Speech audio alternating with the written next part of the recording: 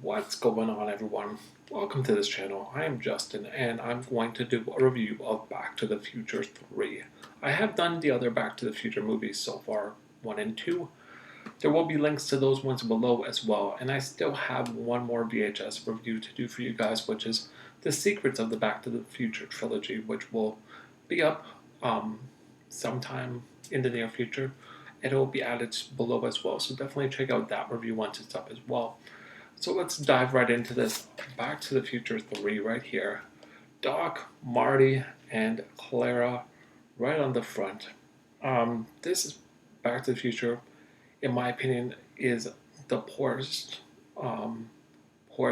done in the Back to the Future trilogy. And the reason why I say that is because I feel that the first two make more sense, whereas this one is Doc Brown basically at the end of Back to the Future 2 ends up sending himself back to the past to 1885, and he's working there as a blacksmith, and Marty finds out that basically Doc's there, and he finds out that he needs to go and help Doc because he finds out Doc dies 2 or 3 days after he receives this letter.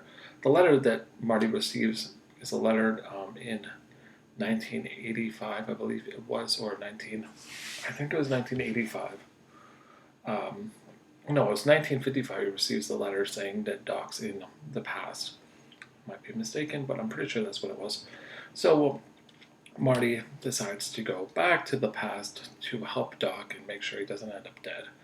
You also see the transition between Marty McFly becoming the adult figure and Doc being the one that's falling in love. It's normally Marty being in love with Jennifer, whereas this case it is Doc who falls in love with Clara, ends up saving her from going over a cliff and changing future himself, which he didn't seem to even care about, even though the first two movies he's all about not changing the events because it could have major effects, whereas he does it right off the bat by saving this girl that he falls in love with, Clara. There's a lot of stuff in this movie that, like the other Back to the Future movies, that repeats itself. You have Mad Dog Tannen, who's basically Biff or Griff's, their relatives. You have several scenes that are similar. You do have ZZ Top performing without their classic shades on, performing a song in this as well when they're having the opening of the clock tower, which is relevant in all the other movies as well. Overall, like I said, it wasn't that great, and the last scene in this movie with the train doesn't make sense at all because Doc wanted to destroy the DeLorean, destroy the time machine, but then ends up building a train that can travel through time so he can go with Clara and their family, which in my mind doesn't make sense, but we'll leave it be. So I want to get your guys' opinion. What do you guys think about Back to the Future 3 compared to the other two movies? What's your opinion of it? Leave a comment below. Like I said, if you guys could also check out my other two Back to the Future reviews, and once the last VHS review is up, definitely check that out as well. If you haven't checked out my other reviews of my other videos so far, there are several other playlists. Definitely go and check out those videos as well.